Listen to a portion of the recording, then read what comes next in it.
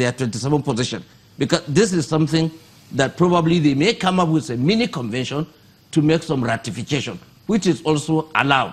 But before then, still we have time, Jude, they are contemplating that, so that the decision they took could be ratified through constitutional amendment or some other...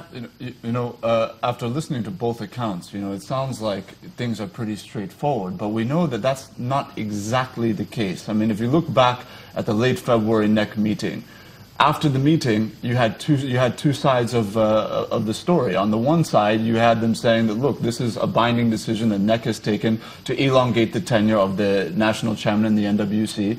And on the other side, you had the chairman of the NGF, Governor of Zamfara State, Abdulaziz Yari, come out and say, look, this was not a binding decision of the NEC, that this was a mere expression of interest.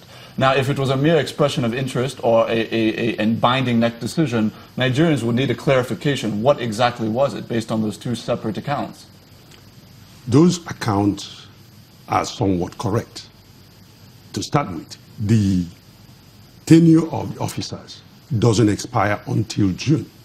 So to that extent, you're looking forward for the elongation extension to commence by June, after June 30th. So it's an expression that between now or between 27th February and June 30th, that there will be extension. But even then, something has to happen. There has to be some constitutional process or some legal process to ensure that that decision takes a legal effect. When you don't, so in that aspect, it's an expression. Then it's also a binding decision because it's a NEC decision. So it's a NEC decision to do something in the future, not to do something in the immediate. So the expression is, we have agreed to allow the time to continue beyond June 30th. But again, it wouldn't happen until June 30th, and there are things to be done. That is why when Mr. President comes in, after much consultation, after receiving advice, he now advises the NEC that based on the advice he's received from lawyers, that he has a different view, which is being considered. And that is why we now have a committee of seasoned politicians and lawyers to look into it and come up with a way forward. But in fairness, Dr. Nwoye, we know that between then and now, a few things have changed. For example, we know that the legal advisor, Muiz Banire, was supposed to head a committee that was going to change the constitution of the party in such a way that would allow for the elongation of tenure to take place without a national convention. Obviously, without Congresses, and we now know that that is not the thinking of the party based on yesterday's declaration by the president. So clearly, there has been some sort of adjustment, and things are not just as straightforward as you're making them out to be. Is that not so? No, of course, it's incorrect. What we had was a constitutional amendment, which was in process, based on other issues, not to bypass any process. The understanding is to safeguard the party and to make sure that we are able to allow the crisis that is already brewing to settle, that there will be no Congress and primary on the same year. And to avert that, there's a need to allow only primaries to occur this year. And that is the background behind the extension. Not to say that anybody doesn't understand that their term ends in 4 years. And those who want to contest, most are popular. Most people will come back. And those who want to come back. So it is not that they just want to amend the constitution to allow the extension to come. That is far from the truth. But if you're saying that's far from the truth, you just look very carefully at the comments that were made. After the NGF chairman mentioned that this is a mere expression of interest, the national chairman came out again after that to say that, look, in a democracy, how did he say it? That the minority have their say, but the majority have their way. That is how he posed the decision of the NEC meeting. So based on that, the idea is that even though the NGF chairman had his position that there should be Congresses to determine who is re-elected or elected into those positions, that the NEC has decided that the people that are there their tenure can be elongated without such processes. I mean, that's the clear implication. You see, let me come as a writer, Mr. Ngilali. What Dr. the Secretary said is really correct, and what you said is aptly correct. You really captured the moment. You see, when decisions are made at a meeting, definitely in a political setup, you wouldn't expect everybody to be on the same line. A lot of some people might make some compromise. So in a political and matured mind setup, even though you have your own view, if you discover you are a minority, though you might view it out, but you know you will not carry the day. So the national chairman is right to have said, in a democracy, the majority have their ways, the minority have their say. Probably at the next meeting, the chairman of the Northern Governors Forum, with due respect to him, might have been into that category of the minority.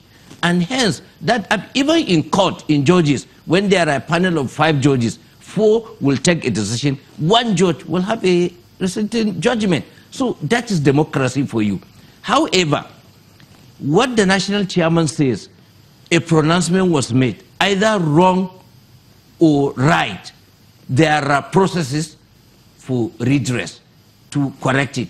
And as we are now, there is a decision. Even if Mr. President did not even come out and made yesterday's declaration or proclamation or pronouncements, the court are really definitely going to do, because it is now a matter that is lying in the court. So if I understand you clearly, are you saying that Mr. President is in the minority? Well, in terms of view, as far as the NEC is concerned, because if Mr. President's view that was voiced yesterday had been in the majority's view, that pronouncement of tenure elongation wouldn't have come place in the first place. So you agree with him that Mr. President, despite all the copious quoting of the parts of your party constitution, which according to him we seem to be violating, and also the country's constitution, which your party seems to be almost in violation of, if this elongation is allowed to stand, his view is in a minority? Mape is my view. With due apology. With due apology. You see, the issue, Mape, just a moment. You missed one point. Just a moment, sir. Let's take Dr. Onye's stance on that. When you look at what Chief Oyegun said, and then you look at the vote counts, you don't need a scientist to tell you where the minority stand and where the majority stand. In the February 27th NEC meeting, you have 104 to 4 against elongation. Having said that, that's majority is 104. Having said that, what happened is almost like a motion for reconsideration. Nothing is static. The law is not static. We are looking for a way forward. We are looking for a way to better the party, to better the country, to ensure that all people are pleased. So it's not about whether Mr. President is in majority or minority. He is advising us as a father. He understood.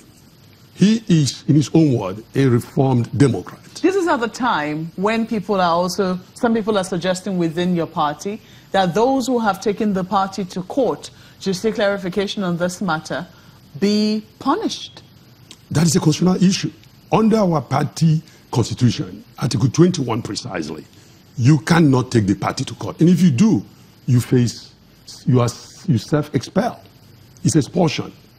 And you don't remain a member of the party and sue the party unless you exhaust all the remedies within the party.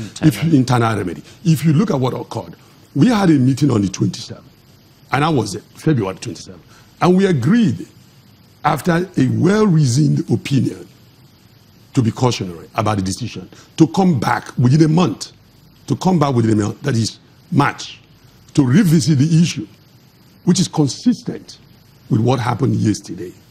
So people didn't wait. That revisitation was intended to reconsider, to look at all the loopholes, to ensure how do we get this done legally within the confine of the law.